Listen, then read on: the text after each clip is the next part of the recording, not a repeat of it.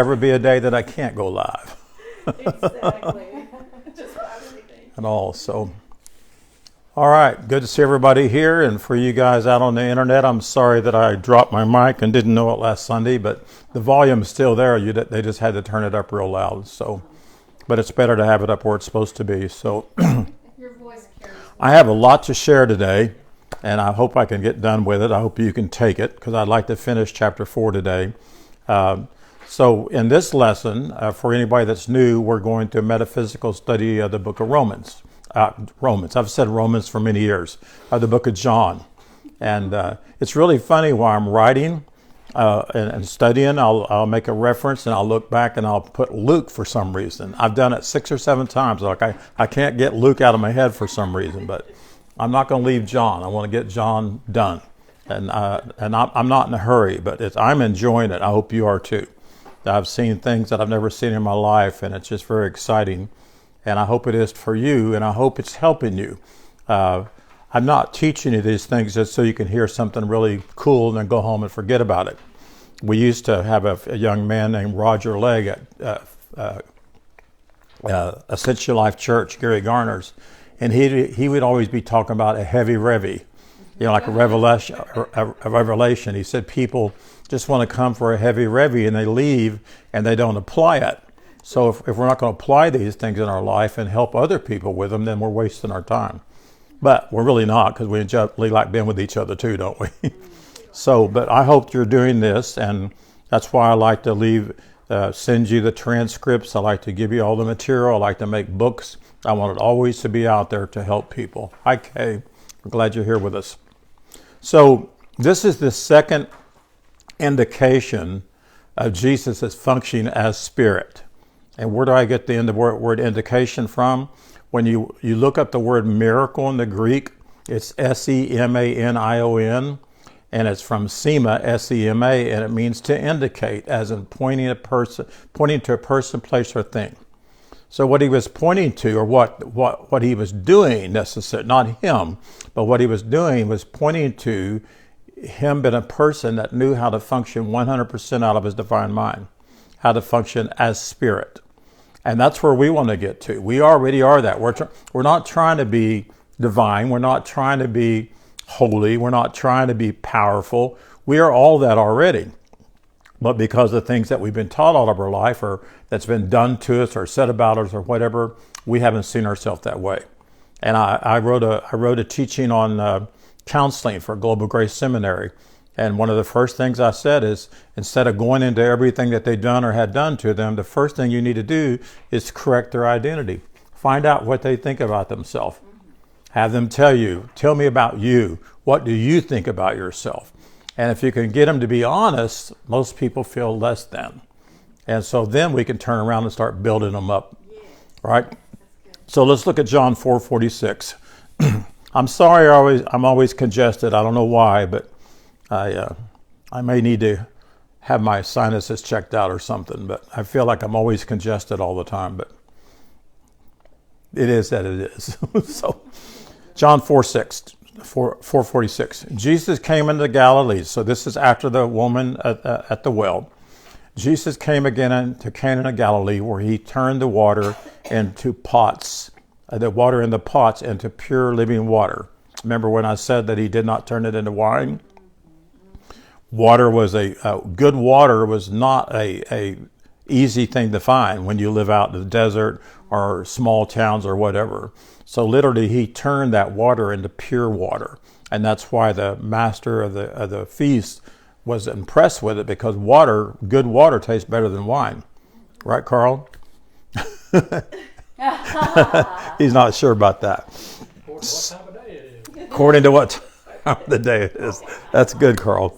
So Jesus' entrance into Galilee represents his increased activity that develops when truth comes into our subconscious realm. And it brings about this realization of being the very presence of Father after the ego is denied.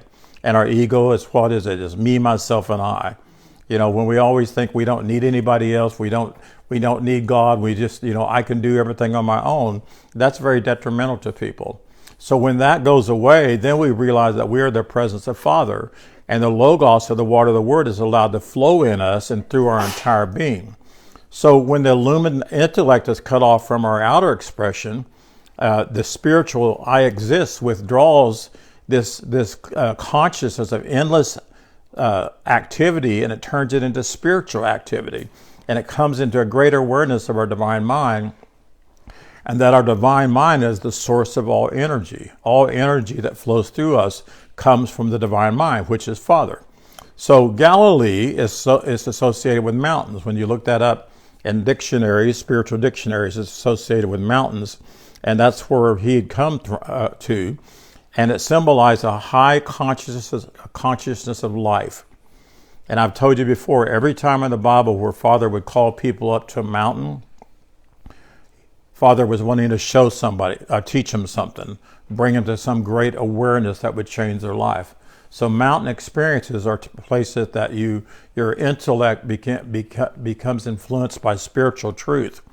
And then Jesus called it the kingdom of heavens. The kingdoms of heavens is right up here. It's where your divine mind is. It's where you hear heavenly things.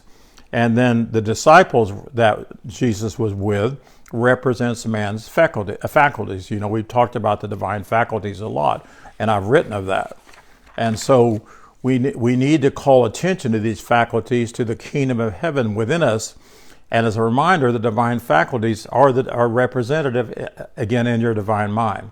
And I'm just going to read them real quick. Faith is the first one. That's represented by Peter, and that's in the center of our brain. Strength is represented by Andrew, and that's in the loins. And then judgment is James, the son of Zebedee. It's in the pit of the stomach.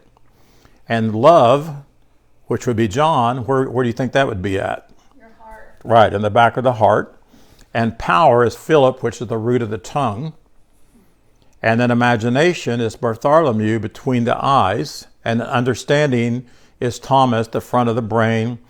And will is Matthew, the center part of the front of the brain.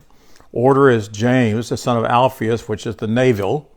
And zeal is Simeon, the Canaan, which is the back of the head, or the medulla. Is that how you pronounce that, medulla? Or medulla. And then elimination is Thaddeus, which is the abdominal region, and then life conserver is Judas, the generative function. And I'll provide all this for you guys in the transcript. Am I sending you the transcripts? Okay, good. So you'll get all this. So any of you out there that want it, let me know, and I'll send you the transcript of this in Messenger. So man has a dual nervous system. I'm a really scientist in medical stuff, or I use Google, really. One of the two. One of the two. But we have a dual nervous system. The nerves are the wires that conduct the messages. Literally, what they're supposed to do is the messages of the divine mind to every part of our body, every part of our organism, our being. So the voluntary nerve system centers in the spinal cord are there, and the involuntary, our sympathetic nervous system, centers in our solar plexus. And we've talked about our solar plexus. Without your solar plexus, you can't live. Many people have had car wrecks and damaged their solar plexus and end up dying from that. So it's very important to us. So the nervous system transmits signals from various body parts of the brain back again, directing based on information that we receive. So what I'm getting at, the information that we receive can either bless us or cause great damage to us. And that's why we say we need to be connected to our divine mind, because we're in a world where there's a lot of false information out there, right? That produces fear and doubt and shame and guilt and you name it. And it causes all kinds of things to take place in people's lives, and it causes people to do things. Hi, Norma. We're sorry you're not here today, but we're glad you're watching. So if allowed, this constant flow of nervous energy makes the circuit of the nervous system and carries all kinds of messages to us. And we want to make sure that those messages are aligned with the logos of the word, with the truth of who we are, or aligned with the divine mind. You know, if somebody's been in a car wreck or something and they're paralyzed from here down, what's happened is this nervous system has been severed. And so whatever the divine mind, the brain also is part of the divine mind. It's controlled by the divine mind. That message cannot be sent anymore. Life cannot be sent anymore. And then what are they? They're paralyzed. So religiosity, in a sense, has paralyzed us and has kept us back from who we really are. And sometimes people say, why do you use the word religiosity? Well, I don't want to just say religion itself, but religiosity is the teaching. I always say I'm not against the people in a religion. I'm against the teaching, and I call that religiosity. And that's what that is. And we've all been there. So Galilee, we see this metaphor of Jesus walking on water. And literally, if you think about that spiritually, what represents the water is the logos of the word. So literally, he's trading his life out on the logos of the word. He's walking in everything that's true of him and everything that's true of all of us. So John 6:1 means that I exist passed over the voluntary nervous energy to the involuntary, to the other side, if you would, which is the solar plexus. I know that's a lot, and you'll get this to look at a little bit more. But what happens, there's a great multitude of thoughts. When the Bible uses the word legions, it actually means thoughts. It's a great multitude of thoughts that swarm in your conscious awareness. And if it's spiritual, then it seeks harmony. And if it's not spiritual thoughts, then it seeks disruption and causes problems in our life. So the mountain into which Jesus went into is a higher spiritual consciousness. Now, I'm not saying he did not go to physical mountain. That's the physical understanding. But we need to understand the spiritual aspect of everything in the Bible. And Tammy, I don't know if you've heard me say this, but the whole Bible is literally about a perception. You have to wonder what perception is this from? When you read something like Moses said, go circumcise all the men, or go kill this tribe and all the children, everybody. And he says God said that. Well, you've got to stop and think, first of all, would a loving, eternal God that's nothing but love actually do that? But we were taught, the sovereignty of God. God can do whatever he wants. And I've been to lots of funerals when I was in the funeral industry with babies dying. And I would hear the preacher say, we don't know why God did this, but God is sovereign. They always use that sovereign. Well, that's not true. God is not sovereign. God works through man. And Spirit does not do anything that's harmful or bad in nature whatsoever. And so then you realize that's a false perception. What does sovereign mean? Huh? I can't remember what sovereign means. Sovereign means you can do anything you want, period. And you don't have to explain why. It's like I like to watch movies in the days of kings and whatever. I watched one the other day where a king finally got him to sign an order that he was the sovereign and he was in control of everything about what you believed about God and everything, and nobody could stop him. That's sovereign. The supreme ruler. Yes. Of whatever. And so we don't question. And that's what they're saying. What preachers say when they say, but God is sovereign, that means we don't question God. Well, the reason they don't question is because they don't study enough to want to understand. They don't have the answer, so they can say, well, God works in mysterious ways. And they come up with all that kind of stuff. Know that God is love. Yeah, Exactly. they don't. Exactly. They don't. Because those two don't go together. That's right. So it's about perception, and then it's also about perception, and I can't remember the last part. Perception. Huh? The translation of it, whether it's translated properly or not. Awareness. Mainly it's perception and awareness. What awareness is this talking about? It's not talking about you, it's talking about your awareness. And so you're either having a carnal awareness or a spiritual awareness. Even if you're having a carnal awareness, that does not condemn you because you're still holy, you're still righteous, you're still perfect. You just need your awareness corrected. All right? So that's how you understand the Bible. Okay. So again, the mountain which Jesus went into represents high spiritual consciousness. Verse 47. When he heard that Jesus was coming out of Judea into Galilee, talking about this man, this nobleman, he went unto him and besought him that he would come down and heal his son, for he was at the point of death. Now that was the man's perception. That was the father's perception, that his son was at a point of death. And it's interesting, he traveled. I checked on the internet to see how far these two places were, and they're 20 miles apart. So he walked 20 miles to get to Jesus and left his son. And I don't know about you, but if my son was at the point of death, I don't know if I would do that. But he had some real faith. He had heard about Jesus. And he had got to where he thought that was his only answer. So we can understand why this man would come to Jesus needing healing of his son. Earlier, Jesus visited Canaan. He heard about him turning the water that was put in the vessels into pure water.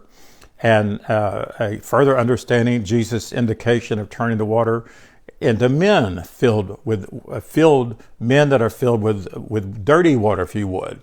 What would dirty water be? Religious belief systems, right? Wrong thoughts, a mistaken identity.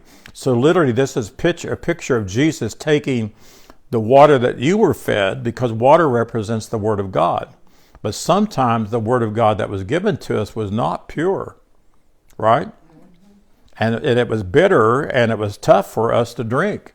But we thought it was the truth, so we said amen. And we said, be it, when you say amen, you're saying, be it unto me. And so this picture is so perfect because he had heard about how Jesus did that spiritually, when you understand what he was talking about, is I'm going to take the water that you've been given that was infiltrated with the Mosaic law, and I'm going to turn it into the pure logos of the living word, and it's going to be refreshing, and it's going to be the best water you ever had in your life. Isn't that good? That's good.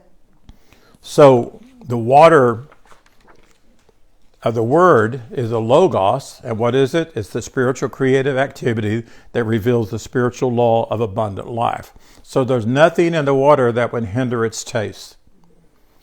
Remember, the Bible talks about taste and see that the Lord is good. Well, it's very hard to taste and see that the Lord is good when you're drinking dirty water or mixed water. It's contaminated. In the book of Revelation, it talks about travailing people in the birth with the water of the living word without mixture. Well, that mixture was Jesus loves you, but. You know, like Kathy Walker, I don't know what her last name is right now, but she really impacted me with saying that once. But what you believe actually comes after your butt. After your butt. After your butt. You won't forget that, will you? He loves your butt. He loves your butt. So there is nothing in the water that would hinder its taste. And in like manner, when we feed on the logos of the word, we are purified of all that would hinder us. We're purified of all of the false awareness. There's nothing left in us but the logos of the word. And that's what I pray for. I pray and I speak and I converse with Father. That's what I want in my life to be. Nothing in my thoughts, nothing in my memories, nothing but the logos of the word. And it swallows all that up. So in the Bible, water in its different aspects represents several different things. Some places it represents weakness. Some place it represents negativeness. Some place it represents cleansing. Some it represents mental potentiality. And in some cases, it's life or vital energy. It depends on what kind of water it is, if it's got mixture in it or whether it's pure water. So the source of water determines its aspect. Does that make sense? The source of the water. And so I say to people, if you're out there in different religions, you need to understand what is the source of the water that you're drinking from. Because it can be water, but it's a little leaven leavens the whole lump. I mean, I could have some pure water, but then I go in and I put something else in it, and it takes on the taste of whatever that's something else, and it's no longer pure water. I love water. I love a good drink of cold water. But you know, if you put lemonade in it and powder, it's okay, but it's not the pure water. I've convinced myself it's good because it's got sugar and everything else. But when you drink pure water, it nurtures your body. And you need, 32 ounces of water every day. And it needs to be clean water. So call Culligan. You need a lot more water than that. So it can still be called water, but I've seen water with varying sources that I would not drink. And I can tell you this, once I learned that I was righteous and holy not by works, but by grace, which is by the Spirit of God within inside of me, I would never ever go to another place that teaches me that I'm a sinner. I would never sit under a sermon and listen to the lie ever again. Even though I love those people, I have no interest in going. And I've had people invite me and say, you need to go to this place. They're preaching just what you're preaching. And I'll listen to them on Facebook or on their videos or whatever. Nope, they're not. Because I believe this so much as even if they say the word devil, they don't have an understanding.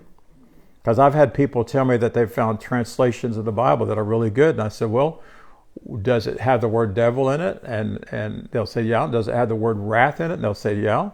And I'll just have them look up different words. And I said, that's not the translation of the Bible. It's just a copy off the King James and taking the Elizabethan words out of it or whatever. So what we partook of again was bitter. It was hard to take. It brought all that fear and everything. Yet we did it because we thought we were taking pure water, and it was not. In the days of Martin Luther, I'm watching a movie right now about the days of Martin Luther and when the Reformation was going on. And I'm sure y'all have heard of that, haven't you? And it was pretty tough. And there was a lot of people that believed him, and they were tired of all the relics they had to worship, all the crawling up the stairs and whipping themselves and everything that the Catholic religion made them do. They were tired of it. But there were some of them loved it, and they would have fought to the death to keep it. But these reformers, they loved the truth, and they fought to the death to keep it, and they did die. Many of them were burned at the stake. But they gave their life so we can be free of that kind of religiosity. But what happened is Western evangelical Christianity took over. They did the same thing. They made Jesus an idol. They made God an idol. They made Spirit an idol. And we were always less than all the time. And they sewed their pictures of Jesus. They sewed their crosses, just like the Catholic religion sells saints and everything else. It's all the same. And it's still alive and well today and all over the world.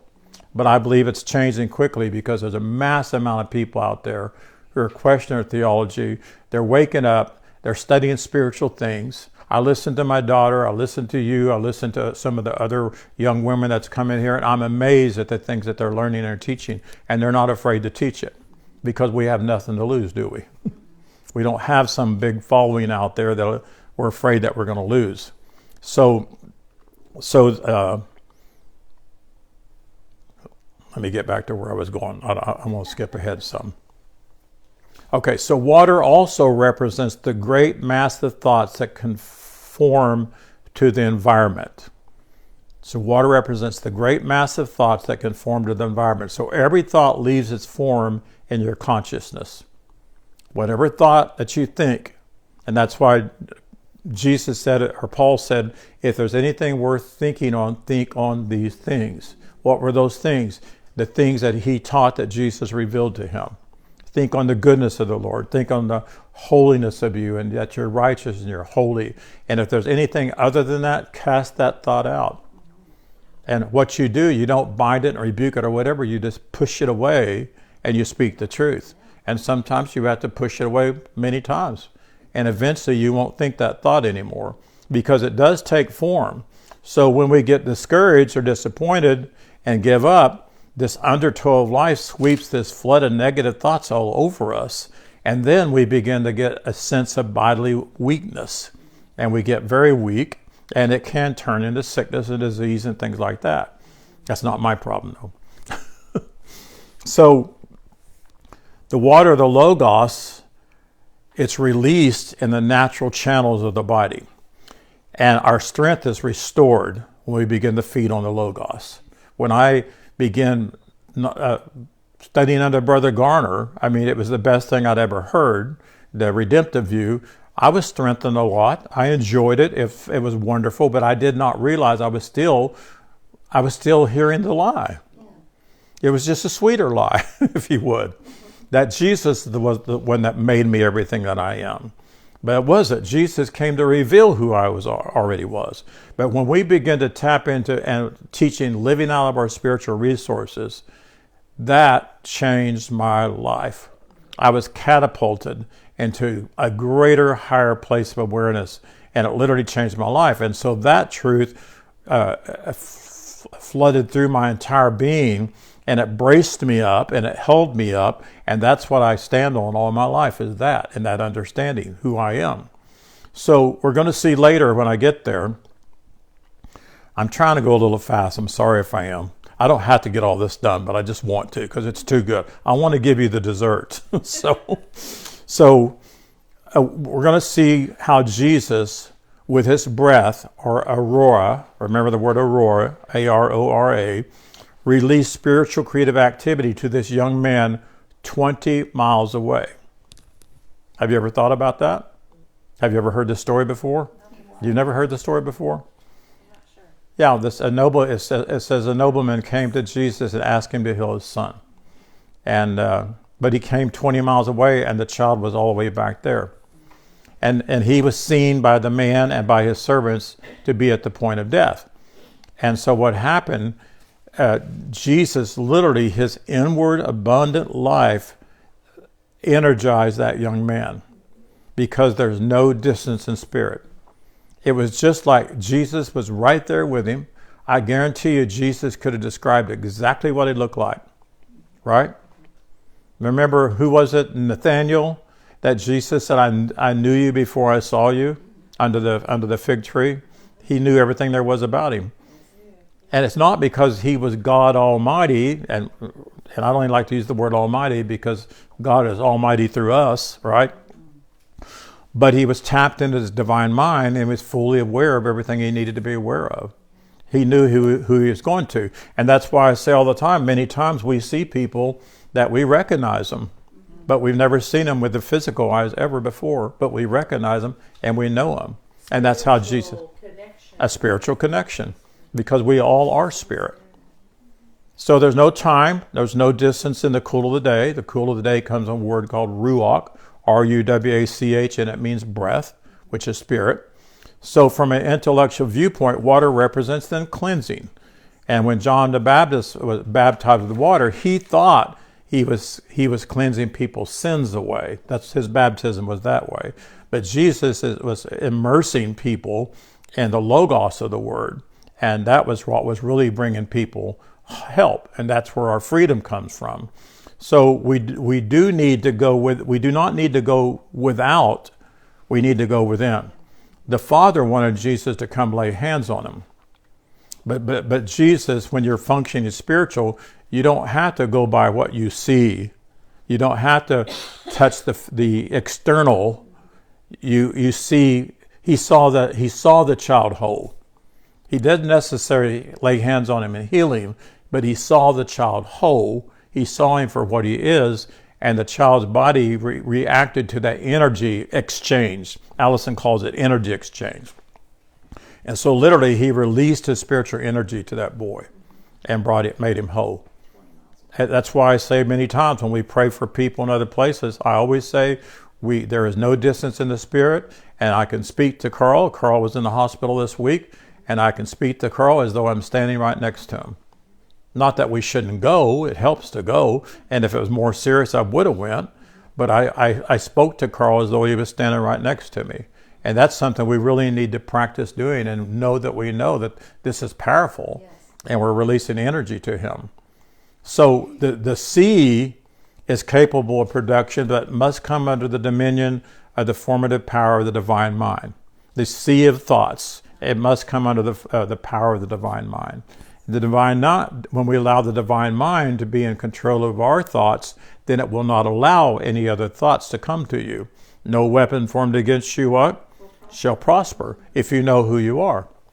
Right? Nothing can come against you. Nothing people say bad about you. Nothing people say good about you. Because sometimes good can turn into something bad in your life, because then you start feeling really good about yourself. And it's because I've done this and I've done that. And that's not true. So it's important for us to understand what we repeatedly image becomes our reality. You know, I've done some counseling in my life, and I've had people have an affair or something on their wife or whatever, vice versa, the wife on the man, and all that stuff. And they'll say, I don't know why I did this, you know, and I would get right down. It's always been with men because I haven't counseled too many women. But many times I find out that they've been watching pornography. And they watch it more and more and more. And next thing you know, it gets hold of you. And then you're going to act it out. And so what you look at and you think about over and over and over, then it becomes your reality. And it's not necessarily just doing things like that. It's just what you think about yourself. I'm no good. You know, nobody loves me. There's all kinds of stuff that comes out of people's lives. And then it becomes their friend. And it's very hard to get rid of it. John Cahill said this once, and I believe it. God won't take your friends from you. Whatever it is has to get where it's not your friend anymore. Right. And again, I'm talking about a thought or a belief. I'm not talking about eating ice cream, so don't worry about that. So Father is substance. Father is substance. And the sub there is under. And the stance, S-T-N-C, means to stand. So literally it means to understand. Father is somebody we need to understand. Because until you understand Father, you're never going to understand you. Because if we're one with Father, I want to know about Father. And the Bible says Father seeks those who ascertain and seeks and desires to know Father in spirit and in truth. And that's really powerful because most of the time in our life, we didn't seek to know Father in spirit, and we definitely were not getting the truth. So we didn't know Father. We knew a perception of Father. And I can tell you, Tammy, you can go to every church in Oklahoma, and almost every one of the leaders will have a different perception of Father. And it could be 5 or 6 different Baptist churches, and one Baptist believer believes this, and another one believes this, because they're only going to teach you from their perception and their experience of Father, right? And if they don't feel loved, they're not going to preach a message that's going to allow you to feel loved. So that's why you need teachers that are seeking Father in spirit and in truth, because Father is spirit and Father is truth. So this principle here then, the breath or spirit is the underlying principle of the universe, and it upholds all things by the power of the Logos. It upholds all things by the omnipresent energy. So Father's energy is in us. Everywhere we go with the energy of God. You know, it's like if you could just see this as an example, is I walk around and I have the energy to turn on light bulbs everywhere I go. And so I just walk into a store and I touch the light bulb or I reach my hand out to it and it begins to light up. I believe that spirit is so strong like that we can release our energy as we're walking through the grocery store. We can release our energy everywhere we go. And I was talking to Kay about this, about the aurora. She says that our aurora, science says, goes out as much as 12 feet. That's what science says. Wow. But literally, there's no distance in spirit. So our aurora can travel 20 miles. Our aurora, spiritual aurora, can travel all around the world if we know how to release. And it's not like you have to sit there and do something. It's just say, I am ministering to that person in Africa right now. I am in the presence of that person right now. And I'm ministering to that person right now. And that's pretty powerful. That is good. And in a way, that's what Jesus was doing to this father, the nobleman whose son was sick. Yeah. He was, he was drawn to him. You probably heard about him. But right. He knew something. He felt something. And he came that 20 miles. Right. Exactly. Pretty powerful. Mm-hmm. And that's why sometimes I've gone to places that I didn't know I was, like I've told you once, I went to Walmart and I kept hearing I need to go down this aisle, I need to go down this aisle. I didn't want to go down that aisle. I knew what I was getting was 4 hours away, aisles away. And I even went past it, but I heard go down that aisle. And then there was a woman down there that I knew from my past that was drunk, crying, bawling, needing help. And when I walked down there, she didn't know me. She didn't remember me. But what she said to her, I said, "Ma'am, are you all right?" And she, out of her mouth, she said, "I've been looking for you all day." Wow. And she didn't know she was looking for Roy Richmond. She was looking for a messenger to help her. And that was powerful to me. And that needs to happen almost all the time, because there's so many people out there hurting, and they need messengers in their life. Okay, John 4:48. Then Jesus said unto him, except you see signs and wonders, you will not believe. I don't think he was just talking to just that man. I think he was talking to everybody around him. Because guess who followed him all the time? The spies of the Pharisees and the Sadducees. They were always there to report back to the Pharisees what he was doing, and they were very angry with him. And later in John, we're going to see where they literally came in with a disciple. Well, no, we'll see later on with it, just talking about, but the disciples, where they were healing people, particularly Peter. And later on, they drug him to prison because of what he was doing. And we'll get through that here in a little bit and talk about Peter. But Jesus was telling this nobleman and the crowd around him that they won't believe the truths that he came to share unless they deemed him to work some kind of miraculous miracle. And that takes us back to what you talked about last week, Tammy, where it says you're not honored in your own land. I've had many people tell me that they don't see me as a minister. I don't have crowds that come to my home. And one of my friends told me once that if you don't have a vision, you're not going to have a congregation. And churches that don't have very many people, they don't have a vision. Well, his meaning of a vision was a vision of a ministry and a big church and all that stuff. But the vision is spiritual vision. And spiritual vision doesn't always affect the crowds. The most holy place understanding is a really small group of people. It's going to get greater, though. A lot of times it's one-on-one. It's one-on-one. But they want signs and wonders, and signs and wonders, in a sense, fail you. They don't have no real substance to them. It just happens, then you go on about your day. I've been to revivals where I see stuff that were called signs and wonders, and wow, man, that was cool. Tell everybody what happened in church last week, and then just go on. But the sign that we need is the spiritual logos of the Word. We need to understand that we have something that brings permanence into our life and that we can bless other people. Religious teachings indoctrinated that crowd, and they always had to have this proof that that person is a somebody. I don't know if you saw it on the internet, but recently the Catholic religion has come up with another saint. Have you heard about it? There's a young boy. He just died, several years ago. He died at the age of 15. And when he was real young, he always wanted to, when they traveled, he always wanted to go into Catholic churches. He loved the Catholic religion. He would take his allowance and put in the offering for the poor kids and stuff. So his parents began to think that he was somebody really special, which he was. We are all special.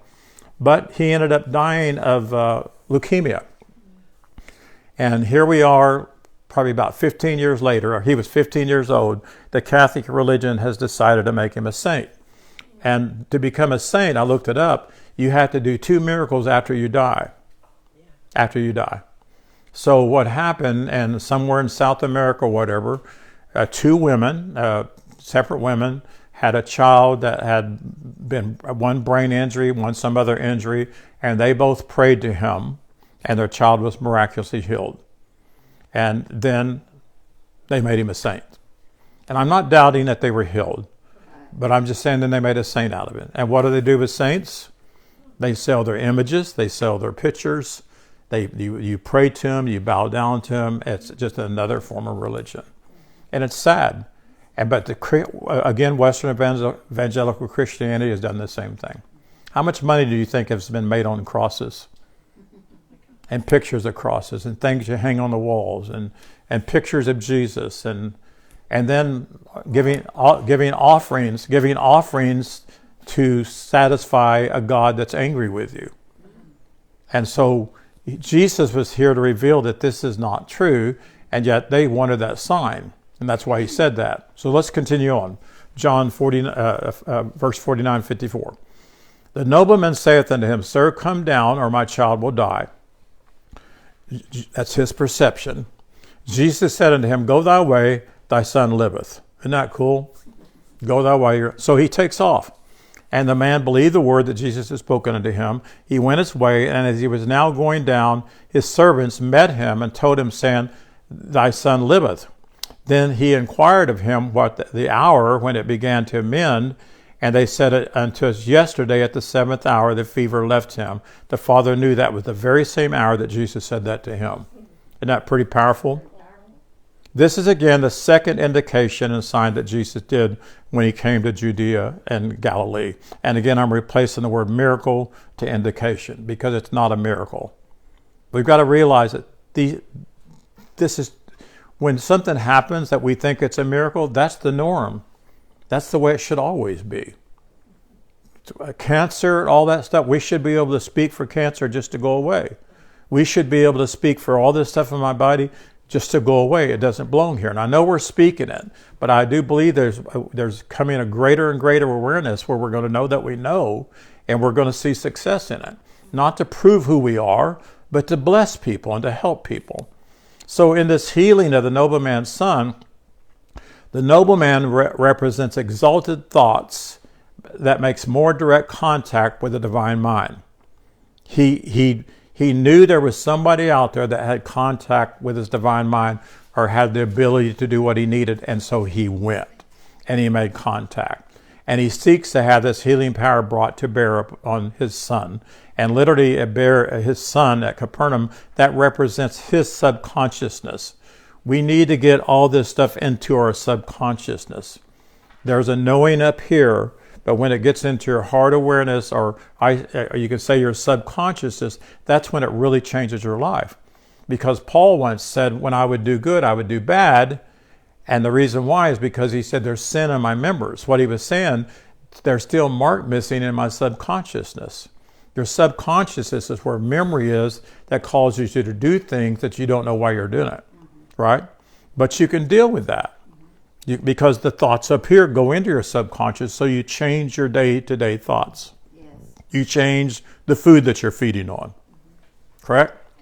Right. And so we must not lose sight of the spiritual life and the substance of our being. We are breath.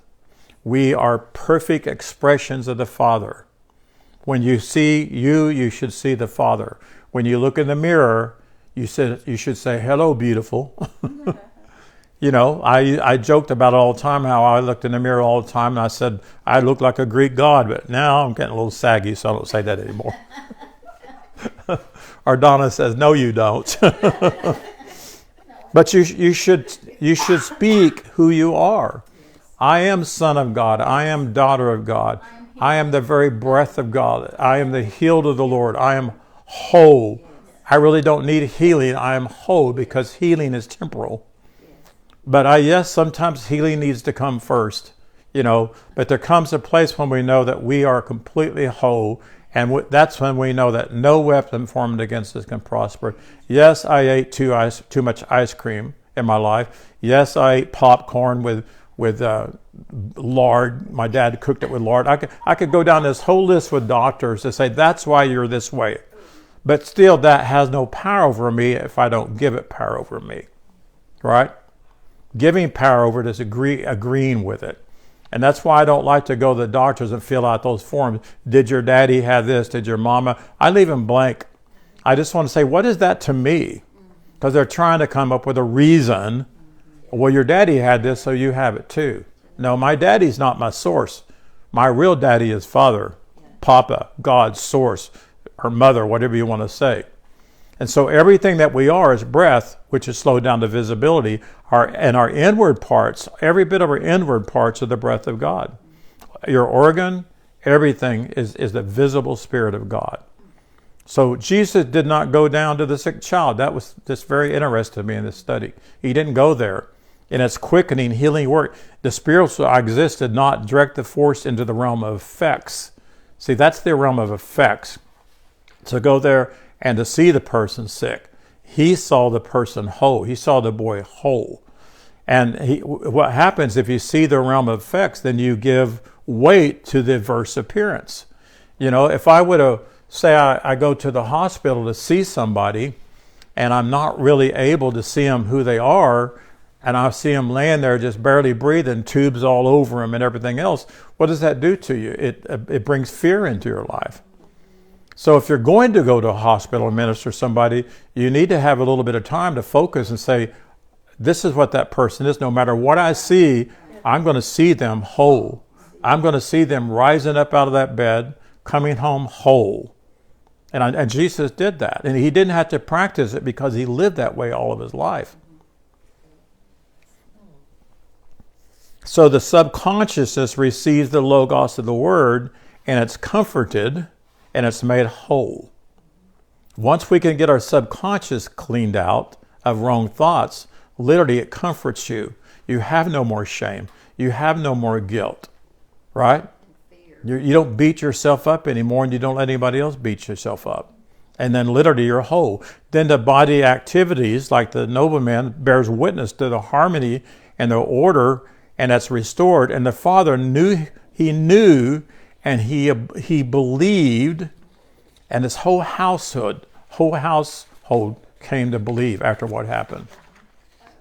Where you know, all it says is Jesus said, "Go thy way, thy son liveth." Is whole. I mean, thy son liveth. He is whole. He didn't do a big long prayer. He didn't speak to a lot. He didn't pray. He didn't ask God to do anything. He just told that man, "Go home. He's gonna live." Yeah, he saw him whole. So, You know, there's other places where he talked about where they said a child was dead, and he said, no, she's just asleep. That's all he said. So it comes from a knowing. Ooh, gives me chills. yeah. Did it give you chills? I was just Well, it thinking is. It's how awesome. important this whole story is that I've never seen it from that aspect of, I was raised in Pentecostal churches since this high. Yeah, you know. me too. And the whole story, the way we're looking at it, is really powerful. Yes, it is. I mean, it's the seed of everything, Right, you know. right. It's good. It is. So, like I said, the whole Bible is about awareness. If we can get our awareness changed, Yes. then we can do the mighty works that we're called to do. We can have dominion over this entire earth and over what's going on in the people. We can speak to the political system. We can speak to the medical system, the financial system, the social system, the religious system of the world. We can speak to things and call them into divine order. But what do? We watch TV and we get mad. And we wish they would retire. we want to give them a free prearranged funeral. But it's true though. And Kay talks about, where I think I'm pronouncing it right, but wherever your awareness goes, that becomes your experience, right? So if you're sitting there looking at a donut while pastor's preaching to you, sooner or later you're going to get up and go get one. Not that anybody did that or anything.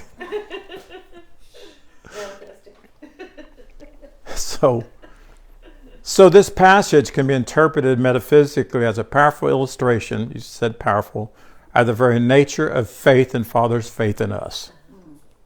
See, he put his faith in Jesus. Because he didn't have a lot of knowledge about God, but he put his faith in Jesus because of what he had heard, and he believed it. And that faith in Jesus allowed Jesus to go ahead and do what he did. He made a withdrawal on the very spiritual energy, the aurora that Jesus had within him. So when the nobleman chooses to believe Jesus' words and have faith, his son is healed. He unknowingly aligns with the higher truth, the divine. And I've said this many times. When I grew up, and you guys grew up, we had a lot of tent revivals around us when we were kids. And a lot of the preachers were charlatans. They were just there for the money. They hired people to come in wheelchairs and all that, and they healed them, and they got up and danced around and everything. But the people there heard a charismatic preacher, and they believed, and there were people that were healed. Yes. Real healings took place because of what they believed. And he was preaching from the Bible, or she was, whatever.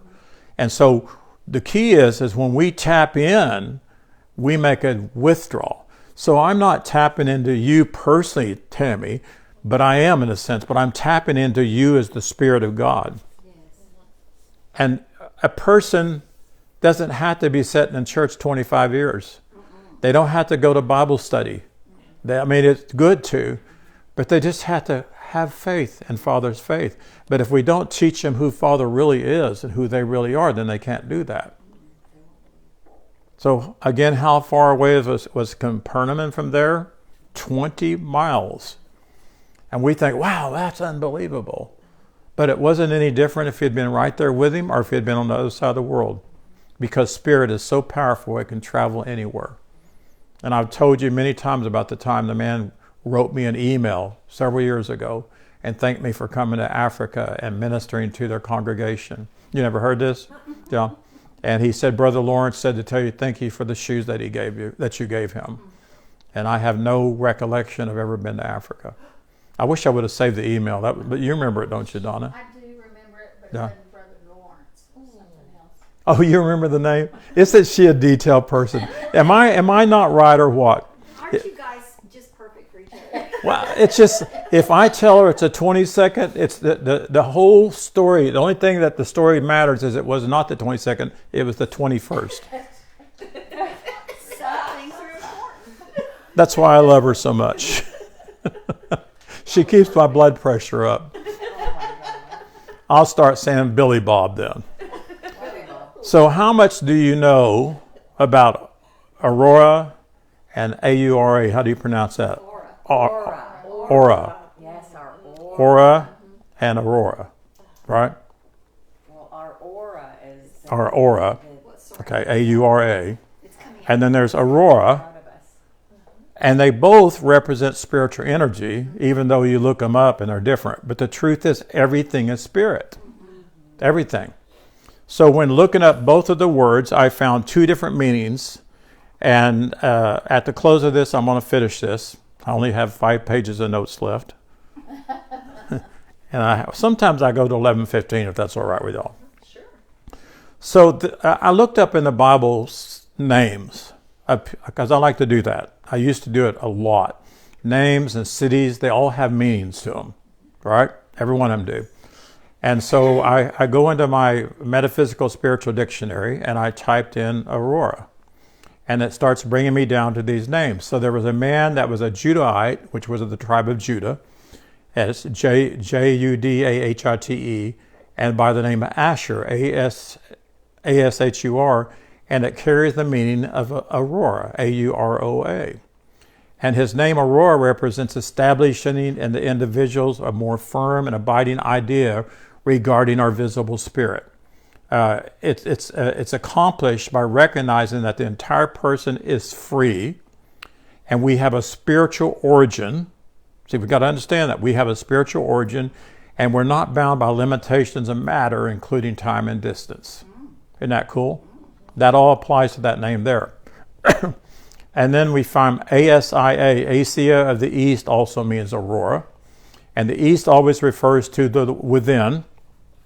It refers to hidden knowledge and understanding, and the spiritual. And Aurora, A-U-R-O-R-A, again means rise, dawn, and beginning. So these meanings, coupled with the fact that Palestine is in Asia, it's supposed to be the site of the Garden of Eden, which we know the Garden of Eden is a spiritual thing. And therefore, the rise and dawn and forming of man signifies our inner spiritual individual consciousness that lies, wherein lies the dawn and the rise and the light of all wisdom and all understanding. That's all within inside of us, all of it. And it carries no limitations whatsoever again. So it's interesting. Then also I found the word day star. And if you've read the Bible much, the Catholic religion changed some words around.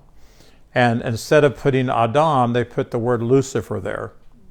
And it talked about Lucifer falling from and you've heard the story how Lucifer drug a third of the angels and all that. That's all Babylonian baloney.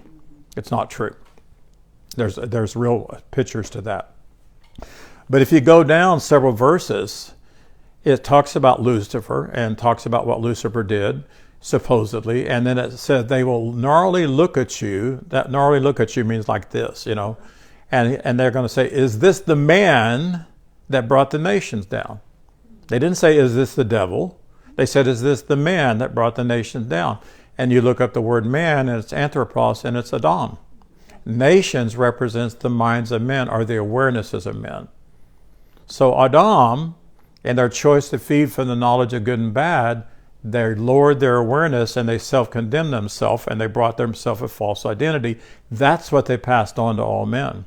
When it says death passed on all men, it's not talking about physical death. It's talking about death to the knowledge of God.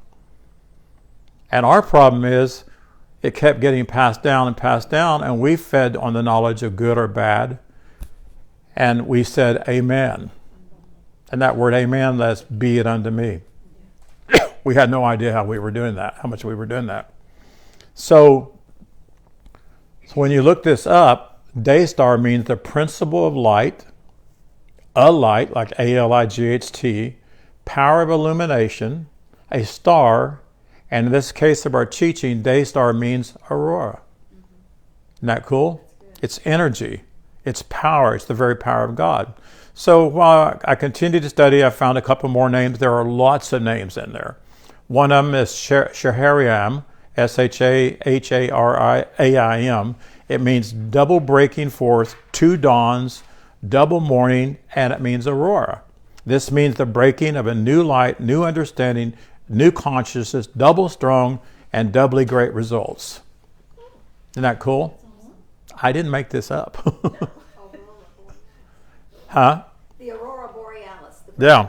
Well, yeah, it represents that, but that's still spiritual. Yeah. And then S-H-E-H-A-R-I-A-H, S-H-E-A-R-I-A-H is the aurora of Jehovah. And Father in us ever seeks to express this breath in us through Jehovah hath sought carefully. That's what it says. Jehovah has sought carefully. In other words, Father has sought us.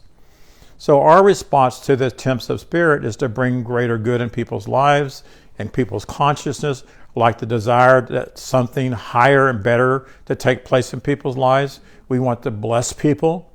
Don and I was eating yesterday, and our granddaughter by marriage, Allison's husband's daughter, she was there, and she was telling us about how somebody gave her a tip of $2,000. Wow.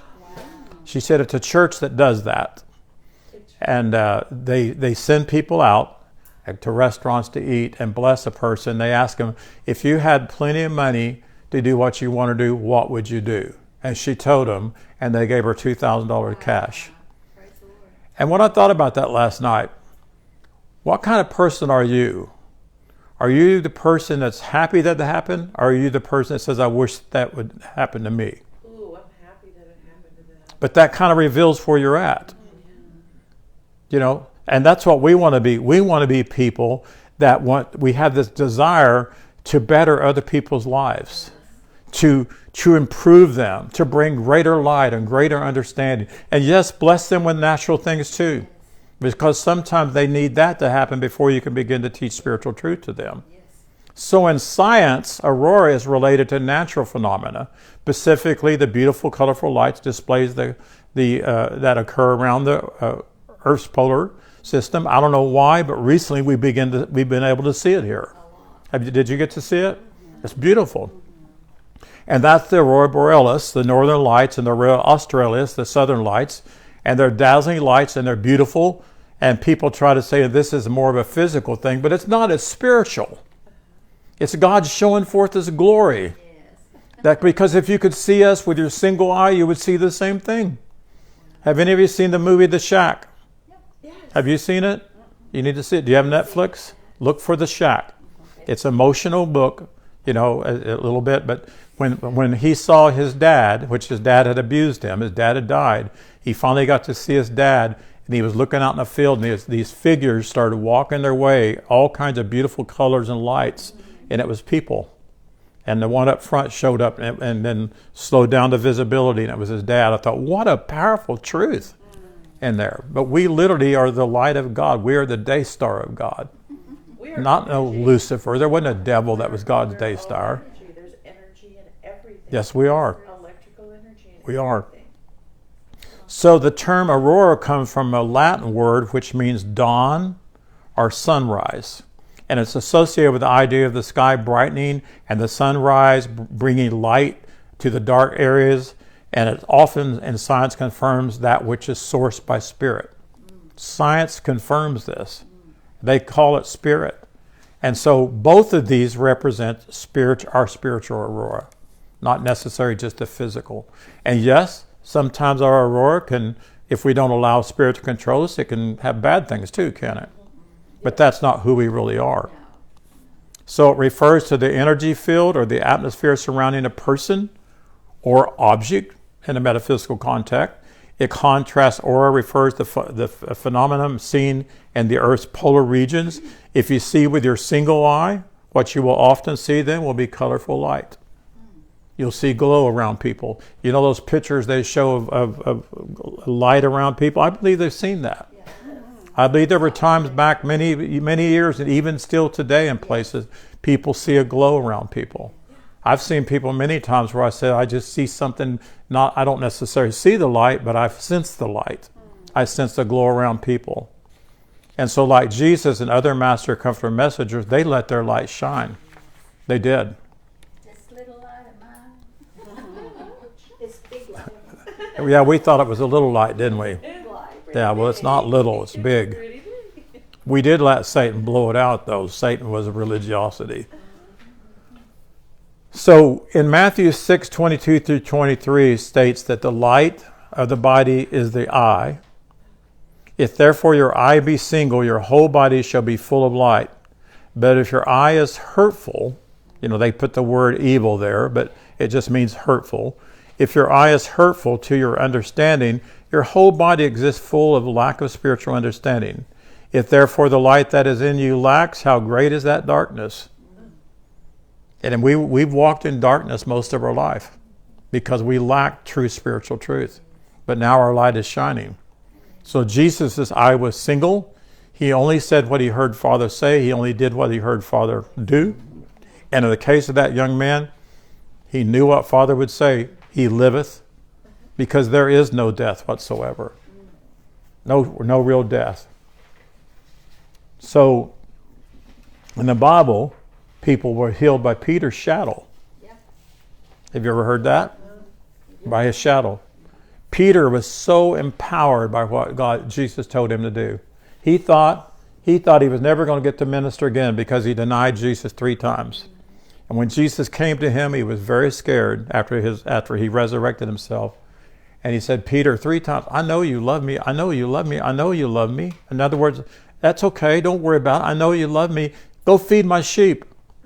He didn't condemn him whatsoever. And he preached the most powerful message that had ever been preached other than Jesus. He preached the eternal love of God. And 3,000 people were added to the fellowship right then. And he continued that. He continued to minister people. Beds were lowered down to him. Beds were brought to him. Mats were brought to him, just hoping that the shadows would heal him. And history says that they did. And what's sad is that the Catholic Church, when they translated the book, it said that he cast out impure spirits and people that were vexed to the devil. That is not true at all. It always refers to mentally ill people. The Aramaic says this. I found it in the Greek. Impure spirits as mentally ill people, and vexed with the devil as people that are paralyzed somewhere in their body. Vexed means paralyzed. That's all it means. So he didn't cast spirits out and all that stuff. All people are spirit. There is no evil spirit or bad spirit. There are no demons. Those boogeyman under the bed, that's just your imagination. It's stuff that's been put into your brain. I have preachers tell me, you don't know what you're talking about. I've seen devils. Well, I've seen people that look like devils, but they're not. I've seen people act like devils like we were told, but they're not. And I've had Aborigine people tell me down in Australia, their leaders say, oh no, I've seen them. I've seen them dancing around the fire and all that. No, you haven't. You've seen Aborigine people doing what they were taught to do. Come to a Pentecostal Holiness Church. I mean, we looked like we were devil possessed. Am I not? I mean, we did some unbelievable gyrations, and I've seen a woman throw her baby up in the air and somebody else caught it. All kinds of stuff. Religion can look pretty bad. It's because people letting their hair down. In West Virginia, some people. So what does Peter's shadow represent? And I'm gonna close here pretty quick. Peter's shadow represents this elusive yet powerful energy field that we don't quite understand yet in each person, and it carries the intentions and the beliefs of vibration, the beliefs of energy. So in this context, Peter's shadow symbolizes his alignment with his divine source, powering his intentions, empowering his beliefs, and empowering his vibrations to heal and transform people by channeling, becoming a channel. You know, we used to be afraid of people that said they're channels. Yes. I'm not afraid of that because there's nothing to channel but spirit. They're not channeling from demons and devils. Now maybe they have a name. I can't tell you there's no name to it. It could be a person that went on. You know, my dad came to me in a dream, and it was my dad, and he told me I could let go of all the stuff that he'd done in the house. I was crying in my sleep, unbelievable. And he said, "Son, I'm not that person anymore. And you don't need to carry this burden anymore, and you can let it go." And I woke up and I cried and I released the majority. I can't say it's all gone because memories popped up when I see a movie with child abuse or whatever. But you know, his name was Sam. So Sam channeled to me. Is there anything wrong with that? Not at all. My daughter believes her grandma, Nellie, is her guardian angel, which would be a messenger. And she believes that she talks to her. And I don't doubt it one bit because we're surrounded by a great host of witnesses, a cloud of witnesses. Clouds represent people, messengers. Everybody that has left their physical body, they're all around us.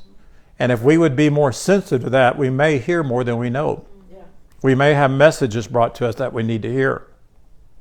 So I'm not telling you to go around and start talking to people, but I'm saying if you learn to be sensitive to spirit, you will hear the voice of God. And it can be coming through people like me, it can be coming through a stranger, or it can be coming to somebody that's passed on. In a dream. In a dream. And Kay Fairchild said this, and she's read it, and I believe it. Most of the things that the prophets said that they saw, they dreamed them. They dreamed them. I'm not saying they're not real, but they came to him in dreams. Solomon, did God come to him physically, or did he come to him in a dream? He came to him in a dream. He said, "Ask anything that you want, and I'll give it to you." And Solomon said, "I want wisdom and knowledge." And he said, "Because you've only asked for wisdom and knowledge, you have not asked for things, you will have this and you will have all things." And he was the most wealthiest king there ever was on earth. And it came to him in a dream. And So that's our the dreams are most important. quiet. We're the most quiet. We've got everything shut out, so we're open to Right. those things. So why not? Yeah, when you're asleep, a lot of things can happen. Yeah. So the act of people laying on the sick on beds and mats, Peter's shadow might fall on them, demonstrates their openness and their receptivity to healing, or their receptivity to energy. So when I studied this, I said, "Lord, help me be receptive to energy. When I get with you guys, I want to be receptive to your energy. I want us to not be afraid to allow people to release their energy to you." And I watched the movie Avatar years ago, and when all those what were they called? Avatars, I guess. They were all surrounding one that was sick, and they all got together, and they were like the roots of a tree, and that impacted me. That's powerful. We can do that. If we have somebody in our midst that we can all get around and put our arms around each other, and we don't have to say, "Oh God, do this, oh God, do that." We just say, "I release my energy to you. I release life-giving water to you." And I believe when we practice that, we're going to see more and more success in what people need in their lives. So biblically, a shadow is the manifestation of spiritual presence. That's what it is. Jesus, just as Peter's shadow was embraced, literally our spiritual presence will be embraced by people if we allow them to experience that. Peter symbolizes faith in the power of spirit, which has been quickened in him. So you have to have faith in the power of the Spirit of God that's within inside of you. You are powerful beyond your imagination. There's nothing that you cannot do. Nothing that you can't do. So I pray that we embrace this transformative power of our spiritual aurora, our aurora in our lives, shining brightly to all people around us, whether they're close or they're far off. And let your shadow be the shadow of all that is breath the Father in you. You do not dwell in a secret place where nobody can be seen, but you do dwell in the secret place of the Most High. And the reason it's a secret place is because many people are not aware of it. Amen? Mm-hmm. So go forth and let your light shine, and if needed, let your shadow shine. Shine and shadows. Shine, shine, shine. Remember that song? Yes. We used to sing that song all the time. So I did that really fast. That's 16 pages. That usually takes me 2 weeks to do that. But I will send you the transcript of it. Any of you watch it, if you'd like to have the transcript. I know there's a lot of detail in here. And just want you to know I love you. I appreciate you. Dan, glad you're here. I'm seeing a lot of names popping up. So we bless you. And you have a great Thanksgiving this week. We will. And planning on eating some good turkey and good dressing. I might make my apple pie. Well, God bless you.